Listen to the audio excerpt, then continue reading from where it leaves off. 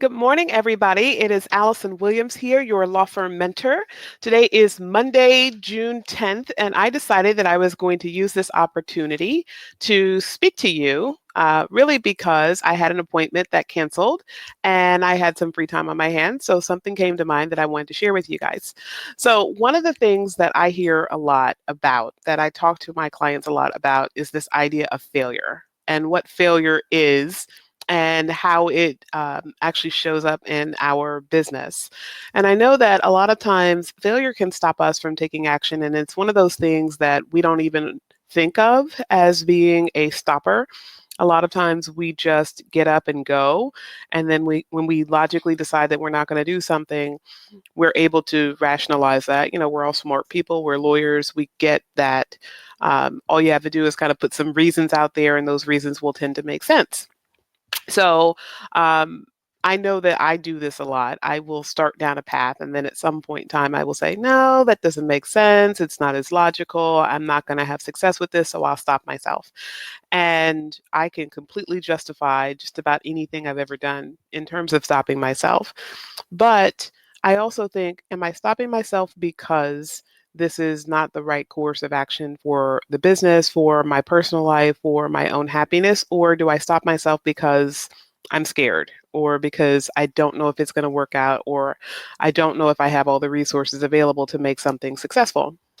So, one of the things that I had to learn on this journey to becoming a successful business owner was how to approach failure as just one of those things that happens. The same way that I approach the fact that if I hire somebody, it might not work out. I might have to fire them. They may quit. That could have an impact on my business. And I think about all those things as I'm going through my day to day, but it doesn't stop me anymore. So, for instance, right now in my law firm, we have had a lot of hiring lately.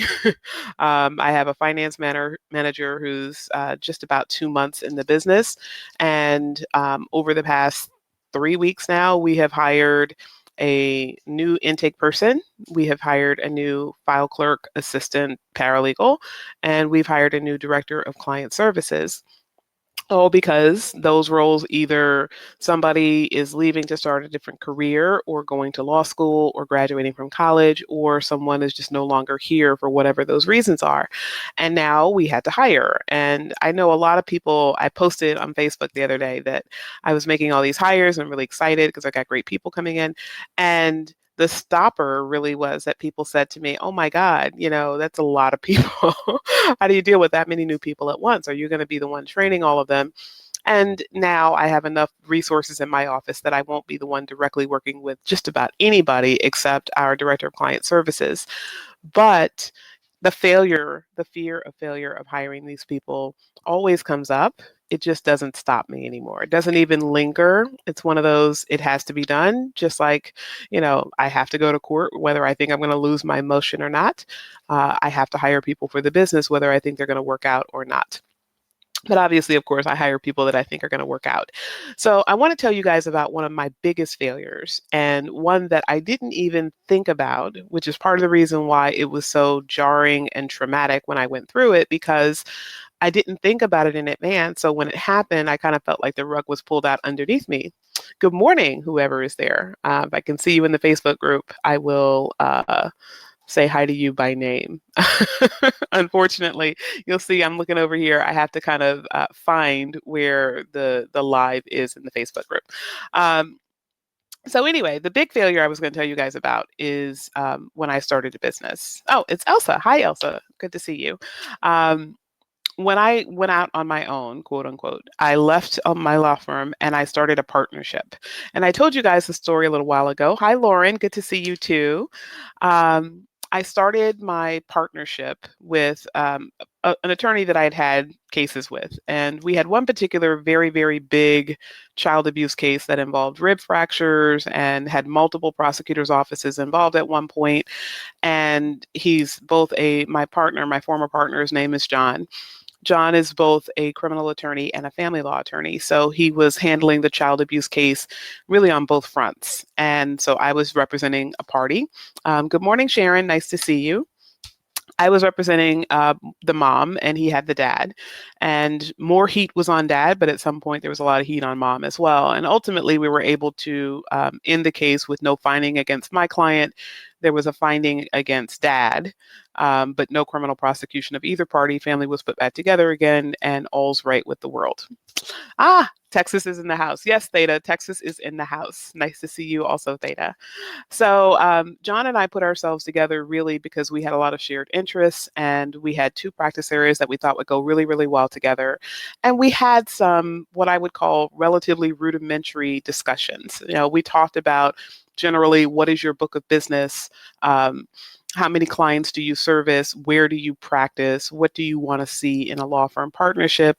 And we just kind of threw ourselves together in a kind of sit down and write out your napkin, write on your napkin, what do you want? What do you want to be when you grow up? And we said, okay, yeah, yours is fine, mine is fine. We'll put ourselves together. And I didn't really stop and think about it from the perspective of how do I protect myself in this? Hi, Keisha. You're saying congratulations. I hope you caught the part where I'm talking about a former partnership and not a pending partnership, just to be clear. So I'm talking about my partnership when I first went out into business. And so anyway, we put ourselves together, and I didn't really think about the idea of protecting myself because as foolish as this may sound, I know that I do this. I know a lot of other lawyers do this. We protect other people. We don't necessarily protect ourselves. We are not always as forward thinking for ourselves. And we don't always weigh out the pros and cons and all the postulates for ourselves. And when we do that, we often do that from a place of fear and overprotecting, meaning we're not trying to protect our legitimate interests. We're trying to protect ourselves against a fictitious harm that may or may not appear. And I certainly don't advocate that anyone do the latter, but certainly there's some questions that you ought to be asking if you're going into partnership with somebody that I just didn't ask. I didn't ask out of ignorance. I also was at a very difficult time in my life. And when I say difficult, I don't mean that my life was difficult. I actually had just been kind of on a whirlwind of success. For those of you that know me, you know that I am a recovering alcoholic. And so that was my first full year sober. So I felt really, really proud of myself. Referring to your case with no finding against your client. Great, Keisha. Yes. So yes, I got a great result for my client. One thing I've never been shy about saying is that I'm a very good lawyer. So I did some very great lawyering in that case, got a great result for a great mom. But so anyway, as I was saying, that was like my first full year sober. So I was like really on a high of power, like, oh my God, I can't believe I've done this. So now I feel like I can do anything. And I had gotten out of a very, very severe depression. I had been depressed for many years. And this was like the first time in my life where I was clearly symptom free. My therapist said, everything is well with you. You're clearly in remission. I was just kind of going for maintenance, to keep myself emotionally healthy. But I felt very well in life for really the first time, I would say, in all of my adult years. That was kind of the highest part in my life. And so when I went to my bosses at the time and said, hey, I want to be a partner, I sort of figured, hey, life is going great now. This is one of those things that I'm entitled to. And I went to one of three, the boss that I work with most closely, and he said, oh, absolutely. You're bringing us a lot of money. You have a great reputation. You're a great lawyer. You're a great member of the team. We're so happy you're here, blah, blah, blah. And then he went and talked to his partners and came back to me, and he didn't change his tune, at least regarding what he said about me, because I continued to lawyer him and confront him with his previous statements. Everything he said was used against him. And but I said to him, well, what's the deal? And he's like, well, we've talked about it and we have to move cautiously because, this is a process. And I was just so offended. Like, I can't even tell you, like, my poor little wounded ego was just kind of like crushed in that moment. And I said, all right, fuck it, I'm out of here. I mean, I'll just be honest with you. I made up my mind literally before that conversation ended that if you even had the audacity to have pause about someone bringing you $500,000 and you're just going to let them walk out the door, okay, I'll walk out the door. So I did. And I had made up my mind that that was going to happen.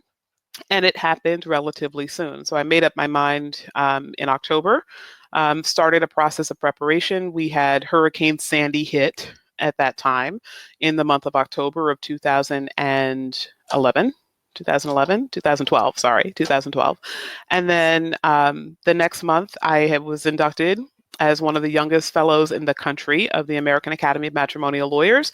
And I told my boss going there, I was not going to be announcing myself as his associate at this organization. This is a very prestigious organization.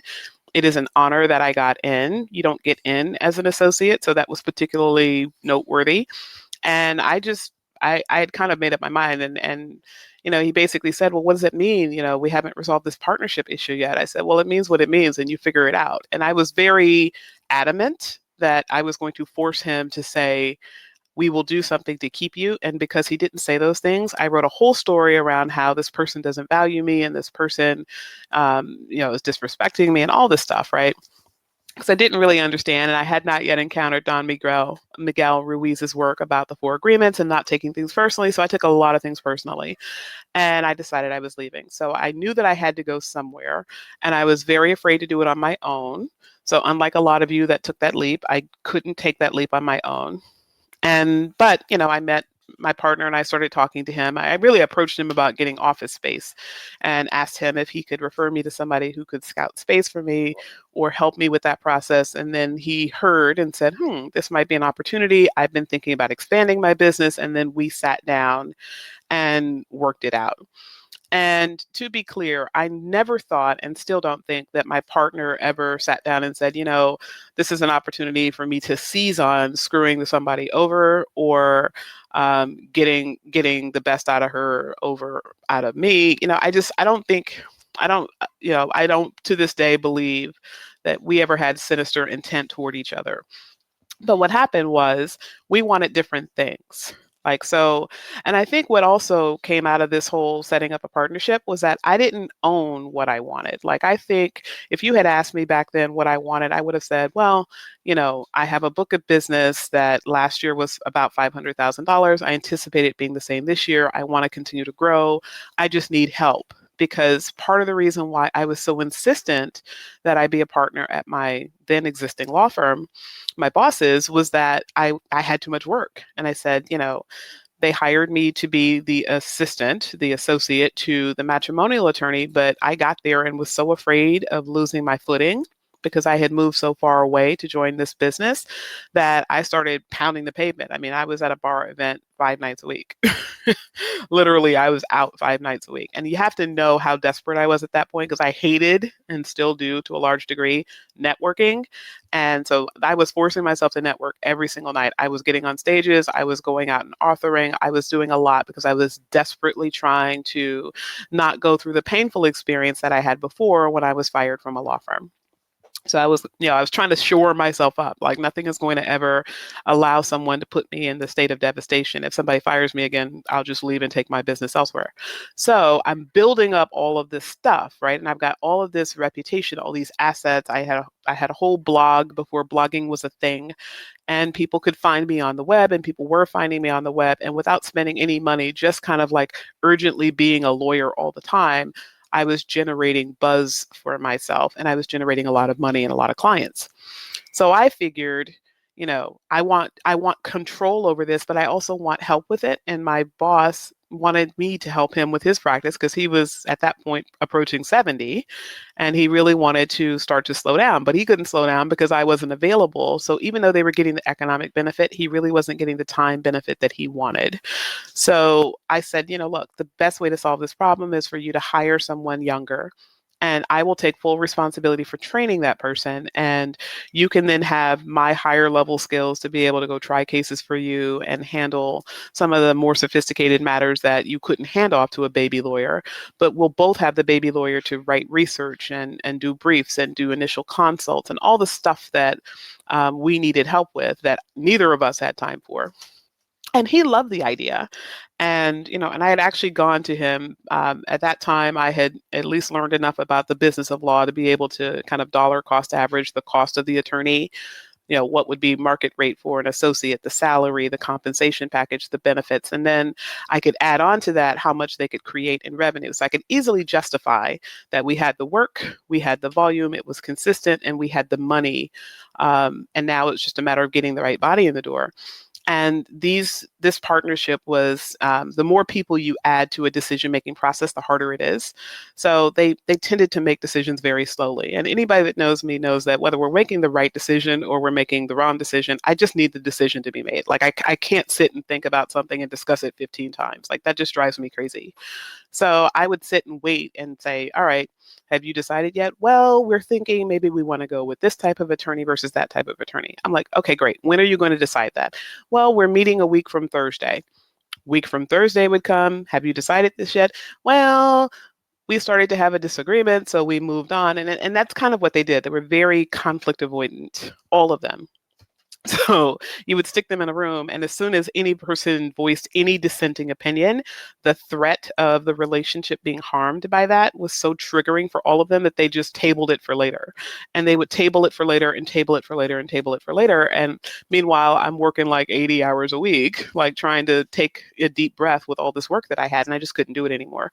So I finally said, if I'm a partner, if nothing else, I'll have the ability to say, as a partner, I require this. Not I'd like it, not it would help us, but I require this. And I could have more meaningful conversation with them. So I tried to get that. And when I didn't get that, I created this partnership on my own.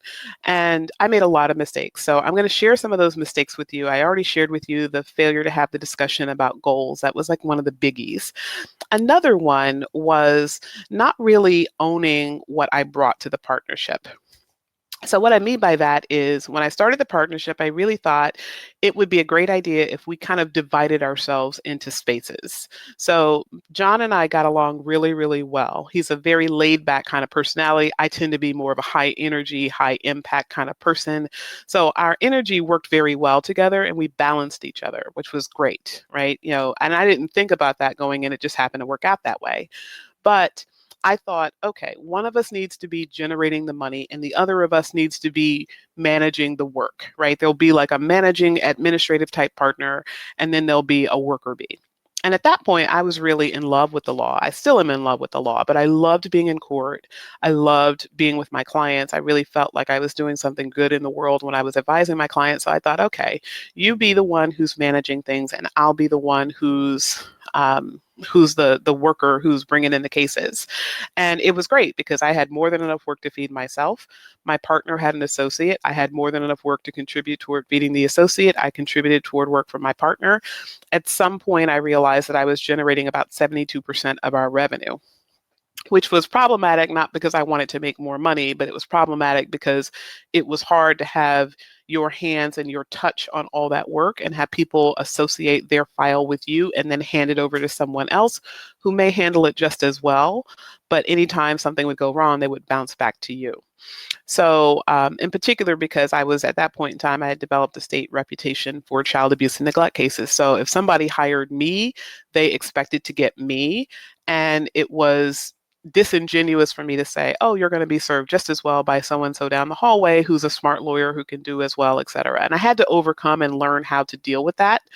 And that's something that I help most of my clients deal with, because most of us, as the idea and the person that we're selling, we sell ourselves to a person to buy our service, and then we are what we have sold. And we don't know how to shift from selling the concept and the ideas to selling we don't know how to shift from selling the person to selling the concept and the ideas. So I didn't have that at all. I didn't know that at all. So I felt responsible for all 50, 60 some people that were in the building, even though there was no conceivable way for me to service them. So I would generate files and turn them over to someone else. Now, meanwhile, my partner was running the business, and my partner was very good about telling me things. So he would always say, okay, so it's time for us to order new furniture. This is the furniture person that I use. This is what I'd like to do. And I just accepted that. And there was never any hiding of what he wanted to do. He would say, this is the distributor that I use. I'd say, okay, great. We need a paralegal station. Let's go order a paralegal station.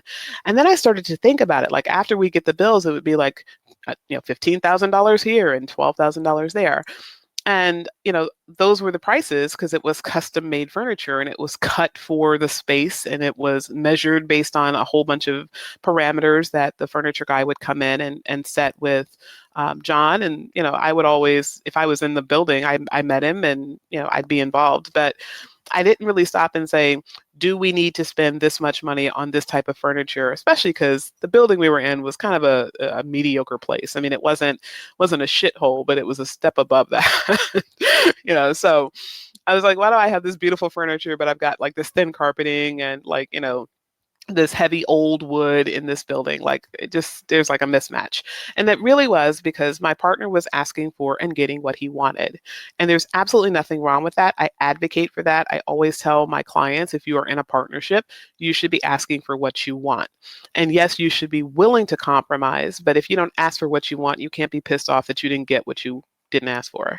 So I can't be mad at John, right? He asked for what he wanted, and he was living his lifestyle the way that he was used to it. He had a very big home down the shore. He always had nice things, but I very much felt financial fear that, oh my God, I'm in a new business, and what if the clients don't keep coming? Now, you have to realize how absurd this was, because I got fired during the recession. I got fired in 2009, specifically, to be exact, June 5th of 2009.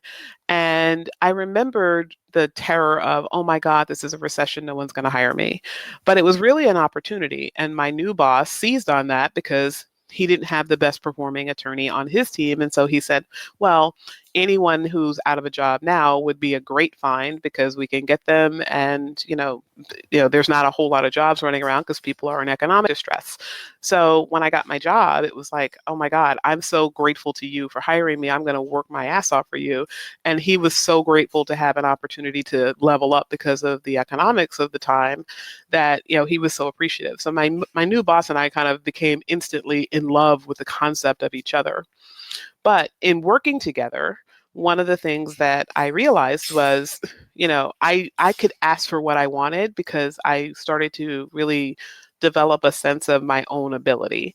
When I was in my new partnership, I had generated all these clients, right? I continued to generate more year after year, even after I moved from law firm to law firm in 2009 when I was fired.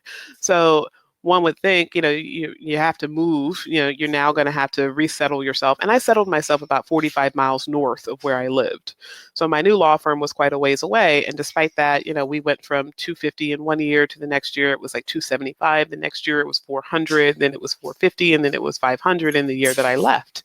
So I've got this stream of increasing revenue. And I did that at a time where there was economic turmoil and nobody was spending money. So the idea that I would move during what was a reasonably stable, in fact, growing time of our economy, and still feel that, oh my God, what if a client doesn't come in, really tells me how fictitious it was and how all of that fear was just wrapped up in my own insecurities about my abilities and not wrapped up in truth and experience. And we tend to do that a lot as lawyers. We kind of, throw it out there and say, well, what if something goes wrong? And it is just as likely that something could go right if you put the right causes and effect and causes in place to get the effects that you want. But I didn't realize that at that time. I hadn't started studying universal law. I certainly knew nothing about coaching. I didn't know how to coach myself, and I didn't know how to coach others. So my thought was, I've got to protect myself. And my thought of doing that was hoarding.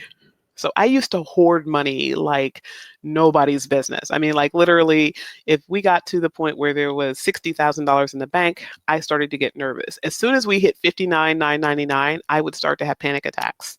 And some of you may say, well, that's stupid because that number sounds pretty large. And it was pretty large relative to what my need was. But I was so terrified that the next body wouldn't walk through the door that, like, literally I would cheapen my experience of everything. I would start to look for discount pencils at the dollar store, and I would buy in bulk at Costco for office supplies that I didn't even need. I'm like, well, what happens if we need a new, tape dispenser and we don't have it? So I have got to get this. It's on sale. And, all of that thought around kind of storing up for a rainy day really came from the fact that I had the first negative experience of being fired during the recession. The next negative experience was the very next year, I became a certified matrimonial attorney. I was the youngest attorney in the state of New Jersey ever to become certified in matrimonial law. And then the following year, I had a judge accuse me of doing something unethical and filing a grievance against me. And that happened the year after I started at my new law firm. So the law firm right before I became a business owner, I was at that firm when a very disturbed human being who happened to be a Superior Court judge accused me of doing something wrong. So I kind of felt like every time I get to a place where something's going well, shit happens and life kind of lands on me. And so I was very much educated by my negative experiences because I chose the negative thoughts that went with those negative experiences that something is going to go wrong, right? Doesn't matter how well things are going, doesn't matter how many plans I have. If I get to $59,999 in the bank, every one of my clients is going to fire me, and then I'm not going to have the ability to return their money, or I'm going to have to return their money. I'm going to have bills to make. I'm not going to have any ability to make my bills. And I just started spiraling downhill because my mind, when left unchecked, is a very scary place. So I went to that very scary place often. I don't advise you do that. And I stayed there when I was in this partnership. So everything that I was doing in my partnership was kind of read through the lens of what is going to go wrong next and how do I protect myself from it, which really immobilized me from moving forward. And that was good in the sense of my partner, who really did not want to grow and grow and grow. I mean, he said he did, but if you look at someone's past and you look at what they're able to accomplish in their life, what you'll find is that people are creatures of habit. And just as I believe I am infinitely able to change and evolve, I similarly believe that about other people. Other people have to desire to change and evolve. So if you look at somebody, if you're contemplating a partnership, if you look at them and you look at their past and their past is mediocre, don't think that you're going to take a mediocre associate and turn them into the rock star partner now that they have the freedom to be on their own, because people are their patterns. So I really didn't see that in John any more than I saw it in any other person. But I had to believe in the redemptive power of people because I help people who were accused of child abuse. And oftentimes they would have very disturbing patterns of their own, like substance abuse and mental health problems and domestic violence and their own self injurious behavior. So I had to believe in the ability of people to transform themselves, or else I couldn't be effective at helping them. And I couldn't fight for them with any type of moral conscience, but I had those beliefs. And so the Pollyanna side of me kind of attributed all of these positive thoughts that I had with other people to my partner. But I didn't attribute it to myself, which is kind of weird. Because if anybody could have believed in the power of somebody to redeem themselves and to evolve themselves, it would be somebody who got through substance abuse. It would be somebody who got through depression. I did those things, but I really kind of downplayed those things. I'm like, yeah, I did those things, but I'm supposed to, because it was wrong for me to be drinking and it was wrong for me to be depressed. So I should have never gotten there. So of course I fixed those things. And that really came out of just kind of the unfortunate fractured belief system that I had been given as a child, that I was personally responsible for myself, and that no one was there to help me and no one was there to assist me. So I kind of had built that mindset out of my own dysfunctional childhood. But ultimately, bringing that forward to the partnership took all of that dysfunction that was built inside of me, and I looked at this other person and I saw more potential in my partner than I saw in myself, even though I was living out more potential in our partnership than he was living in our partnership. So part of me became very resentful. Right. I think, okay, he's coming in at 9-ish, 10-ish, he's leaving at 4-ish. That's kind of the life of a criminal defense attorney, unless they're hard hustling out there, pounding the pavement. And he had been around long enough that work just came to him, and he had a very good marketing system. So he didn't have to work that hard. But meanwhile, I'm working like a slave and I'm generating, almost 3/4 of our work. And I felt like you ought to be doing more. So I gave him cases and he worked my cases. He did a very good job on many of our cases, but the client still wanted me. So I felt like I couldn't ever truly let go. Even though I had somebody who was willing to help me, I didn't feel like I was getting the help that I needed. So that built up a lot of resentment. And then ultimately, we just, at some point, the pressure that was going on, a lot of things were going on with our associate, a lot of things were going on in the life of my partner that, out of respect for them, I'm not going to share. But there was a lot of pressure on the business because of all of that. And when that pressure came, the one thing I also failed to do was to seek help. Good morning, Liz Miller. Nice to see you. I didn't seek help. I didn't know where to turn. And I started having all sorts of delusional thinking. Like, I'll give you a perfect example.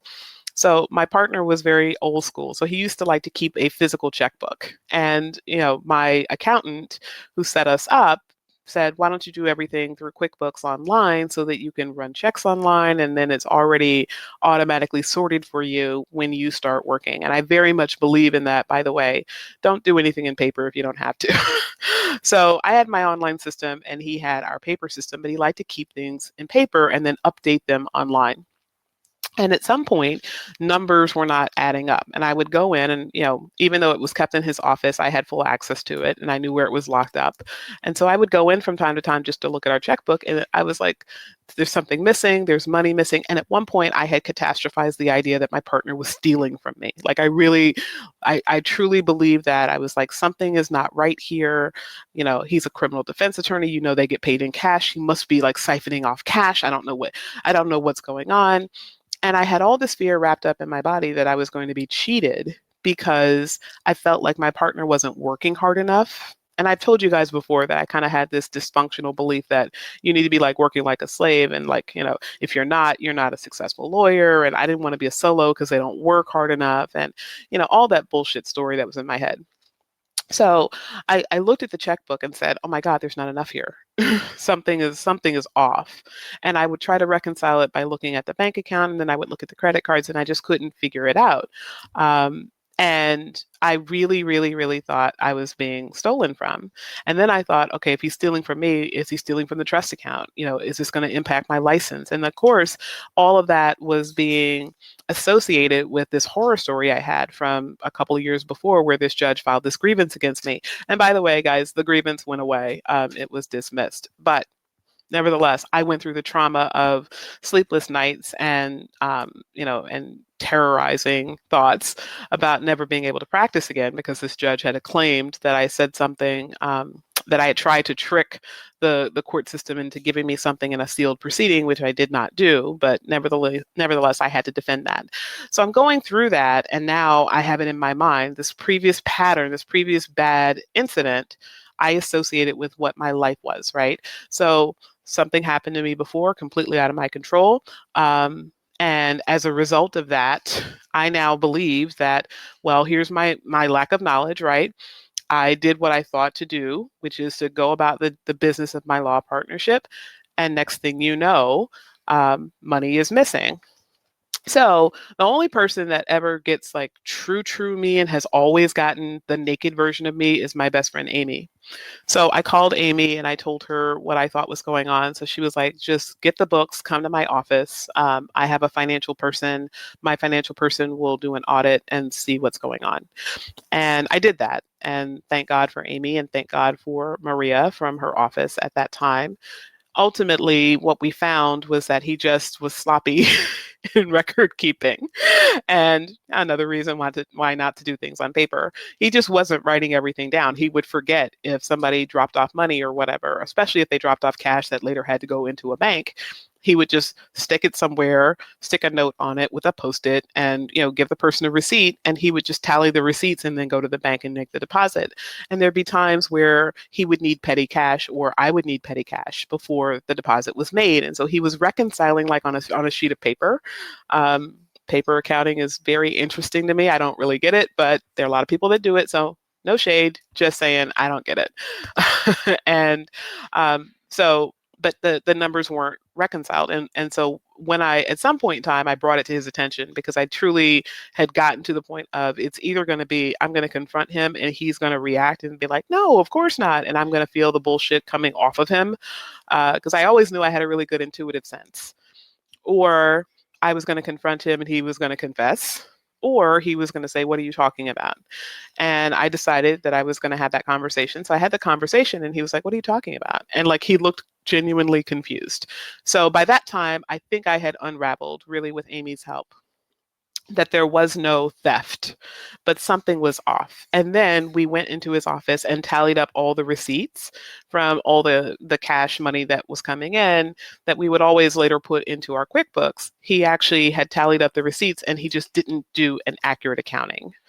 And my mind had, and my life had really become absorbed with the idea that this person was stealing from me for all this time. Like, I could not get my mind out of that thought. I would just like randomly go into the bathroom at the courthouse and burst into tears because I wasn't even so much concerned about stealing from me. I was like, if he's stealing from me, he's stealing in other places. He's stealing from a client. A client's going to accuse me. I'm going to get sued. I'm going to lose my license. Because lose my license was the theme, the fear that I had because of what happened 2 years before with that judge. So I had taken that negative story and ultimately that negative story. Hi, Andrea. Um, and I also want to acknowledge. I also want to acknowledge Gretchen. She thanks me for sharing fear and vulnerability, and I appreciate that. I appreciate that you recognize that this is a vulnerable moment for me. So if I sound like I'm rambling, please do excuse that. And Lisa also says that she loves that I'm confident enough to share, and I really do feel that sharing makes you stronger. So I welcome you all to do that both here and in other places in your life. I think it makes you better. I think it helps other people. And I think it helps to make your experience of other people and your life circumstances a lot better. So I went through these experiences in the past and I was bringing them into my future because I hadn't yet reframed the thoughts around what happened to me before. So I had the lose your license fear kind of on a loop in my mind, and it educated everything that I did. And I lived in horrible fear. I lost about 40 pounds, which for me, by the way, I would love to say that today I could lose 40 pounds. It was not intentional. It was between throwing up randomly in the middle of the night and having panic attacks and not eating for days at a clip when I just couldn't stomach anything because I was so wrapped up in my own fear. And I had to kind of push through that. And then, so all of this happened in my partnership. And keep in mind, my partner and I were together for 7 months. Like literally, I gave notice January 5th of 2013. I had a 3-week plan and I was supposed to start my partnership the first week in February. My former bosses had a different idea. They called me to a meeting on Friday, told me I was being escorted from the building and a whole bunch of other stuff. So then I was exported and I had to go down the street where my new office was not yet painted and I had no furniture, got a card table from Walmart, brought in some chairs from home, worked out of this space for the time that I could. And while I'm in that space and not quite launched, I still had court appearances. I still appeared for my clients. And then my uncle, my mother's only brother, died of complications from COPD. And then I had a funeral. And miraculously, I had a client that I really cared a lot about. His mother, the mother of his children, basically came to the state of New Jersey, stole his children, and took them back to Maryland.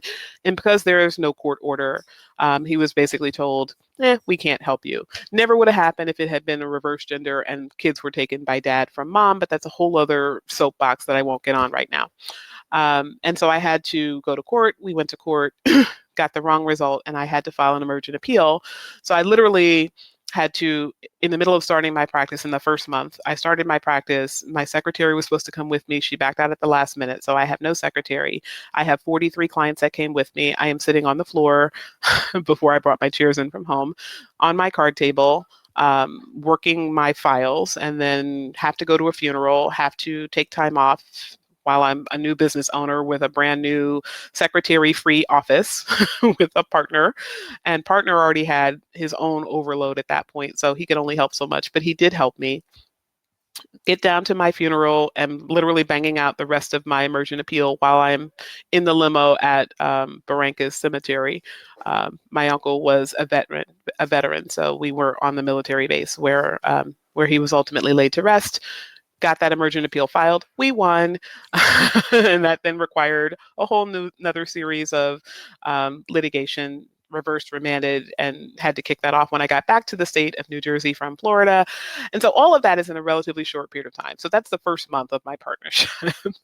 And then needless to say, all the other stuff that I just told you guys about that kind of verbally vomited on you guys, that all happened over the next several months. And ultimately in July, we decided that it was over. And when I say we decided, I think I had decided, but emotionally I couldn't pull the trigger. One day, my partner and I had a blow up about something. And we didn't really fight, just so you know. So for us to have a blow up was like a big deal. And we had this blow up over the weekend. Something happened that Sunday. ultimately, I'm working in the office, he's at home. I start getting all these notices from people. All of these dings are going off, dings and dongs on the various devices, cell phone, iPad, computer, and I'm ignoring it because I'm trying to get my motion drafted. And then finally, Amy called me like 4 or 5 times, and I was like, okay, I got to answer her phone because something's wrong. And she told me, oh, go onto your Facebook page. And that's where I saw that my partner basically quit and basically told everybody, I'm done with this partnership. You're going to see great things from me in the future, but we're done and I'll let you know. And so all these people were reaching out like, oh my God, are you okay? So that was the first failure that I had, that I could not hide, that I felt completely naked in having. That was the first time where, yes, I ultimately deleted his post, but enough people saw it. I later learned that people were sharing it and asking, oh my God, do you know what happened? I got, I think, somewhere in the range of like 30 Facebook messages and private message. People were emailing me. I just stopped counting at some point. And it was kind of like, one of those moments where you've had this major accident. Like, think of yourself as like being, hit by a car. You feel yourself being thrown about the car. You feel your head smashing into the windshield. You feel the steering wheel kind of compressing on your chest. You feel the doors of the car closing in around you, but you also don't feel that you are there. It's kind of like, for those of you that are, I mentioned him a lot, Don Miguel Ruiz, but if you're familiar with The Voice of Knowledge, that book that talks about the idea that you are not the you that you think you are. So that little voice in your head is you. And then you have your body and you have your thoughts around your body. And I could almost like feel myself separate and apart from this traumatic experience. It was like a train wreck, right? You can't look away, but you're not quite there. So I had that, and when everything was coming out, I couldn't escape it. Like, everywhere I went, like for at least the next month, while I'm going through this process, people would come up to me in the courthouse, oh my God, are you okay? Oh, I heard. And some of it was genuine. Much of it, I would say, it was genuine, and I want to give people that benefit of the doubt. But we all know that there is some degree of crabs in a barrel mentality in not just the legal profession, but really in any collection of people. You're going to have good people, you're going to have bad people, and you're going to have all those people in the middle. And many of those people in the middle could kind of skew one way or the other. Many of the people in the middle of my situation were just interested in salacious gossip. So they would ask me, especially people, if I beat them in a case, because while I've told you guys before, I've grown to be a much nicer person over the years. I was never a bitch, but I was never shy about telling people how great a lawyer I was, and that I was going to, I was going to take care of them in the courtroom, and I was going to defeat them. And there was some pomposity and some bombastic elements to my personality back then, because I kind of felt I needed that armor to be a litigator. You don't, but I felt that I did. It was a part of my aura. And so, people had no problem kind of coming up to me and say, well, I heard that, your partnership is, your little partnership didn't work out. Or um, people would I'd come into a room and I would see whispering. And, there was really no place to hide from that.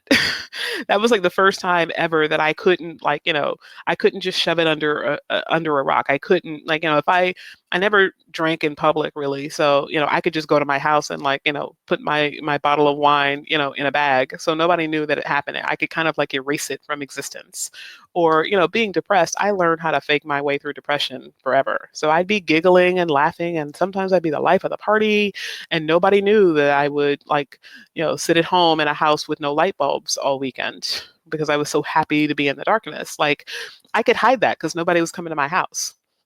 But me could not go to court. I couldn't not go to settlement conferences. I couldn't not engage with people. And so the time of my life that was going on, I really became innately connected with my clients, because I felt for the first time, even more than when I was going through alcoholism, when I was going through depression, I felt for the first time the vulnerability that they feel, that when the state comes and takes their kid away and says to them, you're not a good person, and you have to jump through our hoops to get the child back, they feel like all of the air has been let out of them. And that's what I felt like. And I felt like nobody could really understand that except my clients. And so for the first time, I was one of my clients in a way that I never was when I was an attorney, because your attorney, you protect your clients.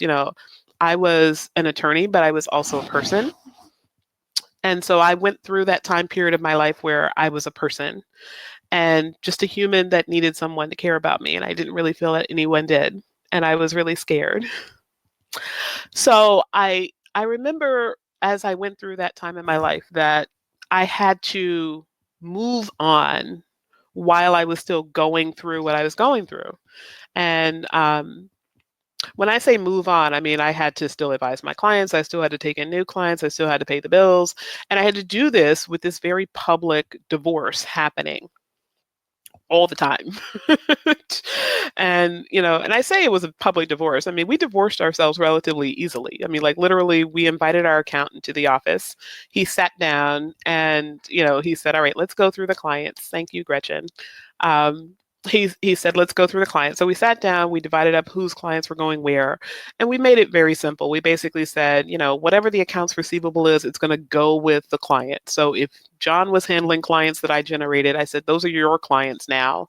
And if they owe us money, that money is going to be yours. And if I generated clients and they owe us money, that money is going to be mine." And he agreed and I agreed. It was the fairest way to get it done, get it taken care of.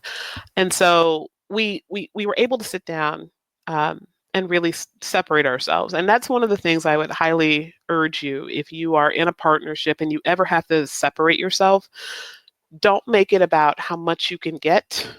Just make it about getting out.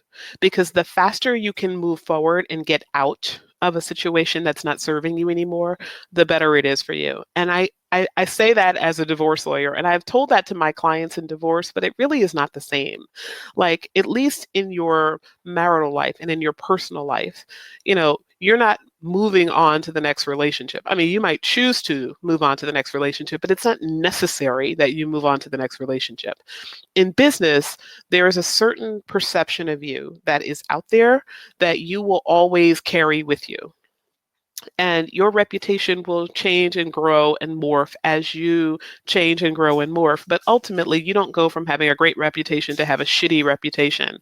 What happens that can often nosedive it from your great reputation down is that you consistently adapt to a lower level of service that you have to get to when you are moving from being in a partnership to moving to being on your own, or moving from job to job, right? And what happens is you don't realize it, but you start to get used to a lower standard. And when you get used to that lower standard, it becomes your new normal.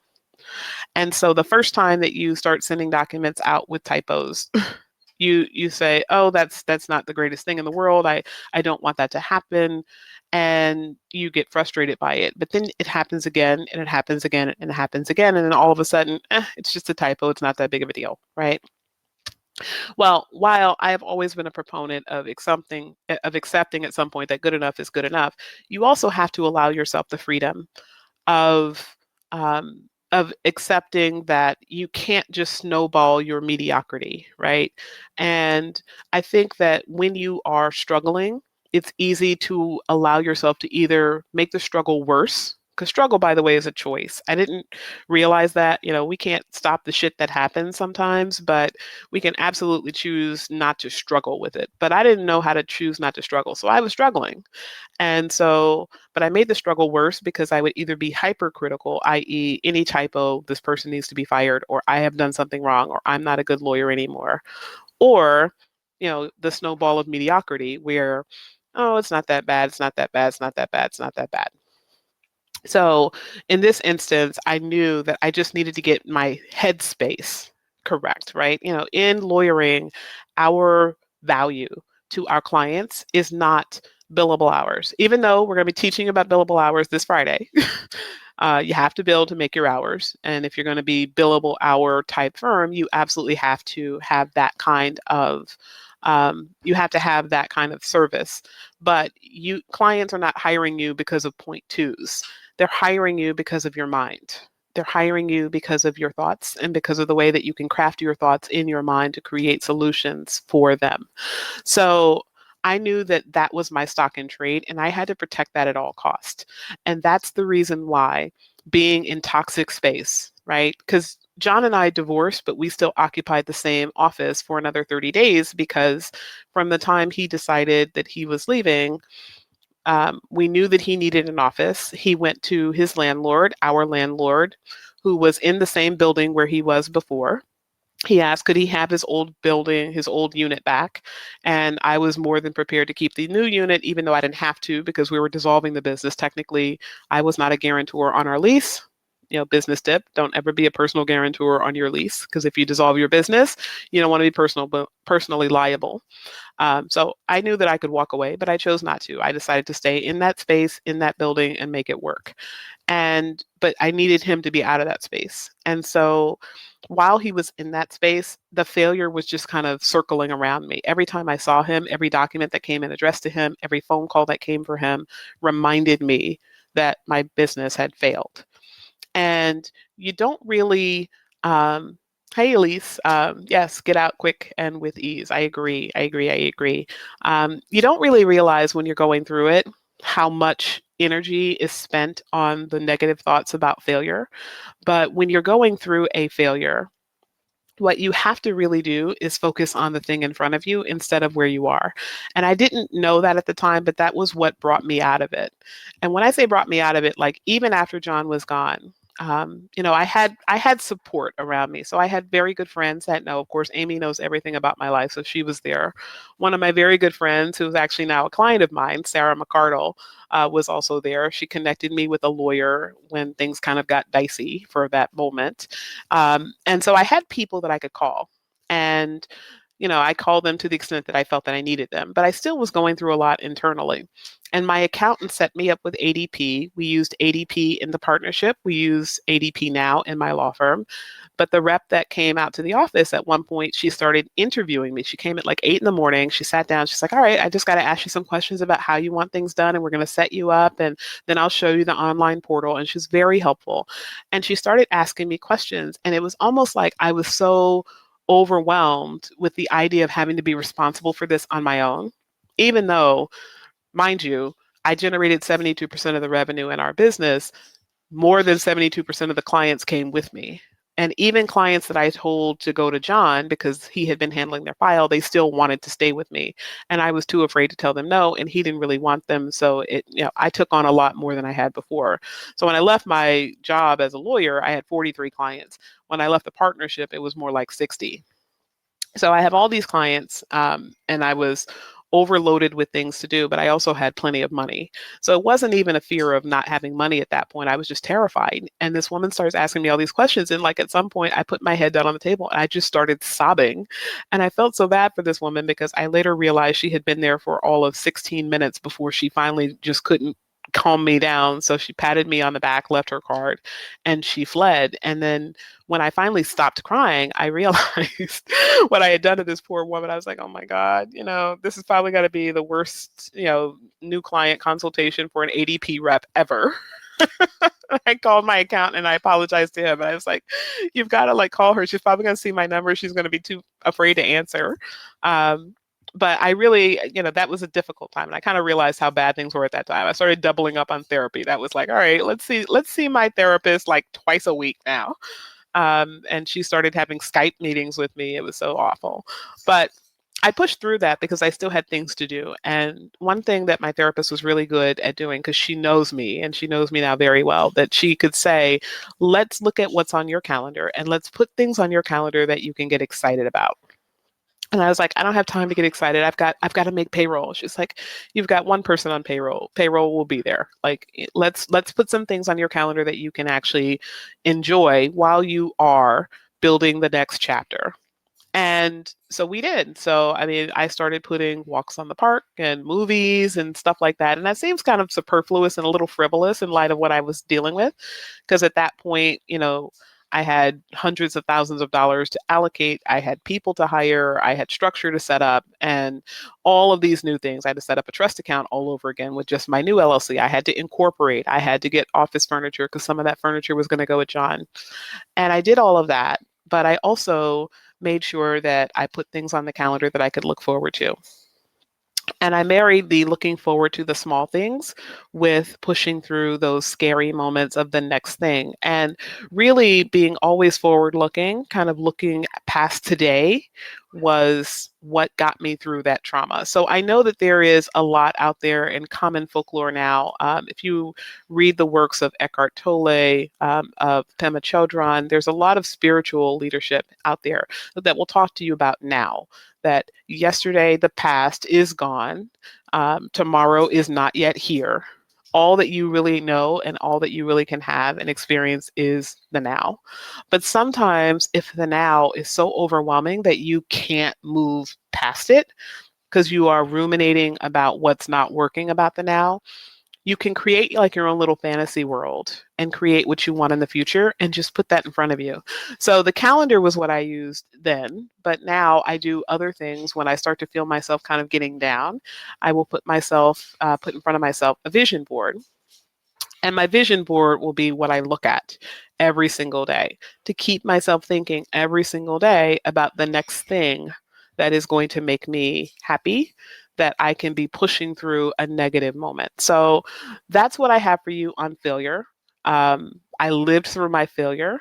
I also came out to realize at that time that my failure did not define me. It was my overcoming my failure that defined me and continues to define me and makes me a fighter. It makes me stronger. It makes me better. It makes me successful. So, with that, just a couple of reminders this Friday. As I said earlier, we are going to have a webinar for anyone that's interested on efficiency, and in particular in billing and meeting billable hours, because I know a lot of people struggle with that. And I wanted just to give a really quick training on that. It's absolutely free, but there will be a link in the comments for that. And then 2 weeks from this Wednesday, we have our webinar on Clio, Practice Panther, and my case, and automation using those tools. And so I'm so glad that we have had such a great response. We are already 60% sold out for this free webinar. So yes, it's free, but you do have to register. And there will be a replay for both of these, by the way. So please register for both of them.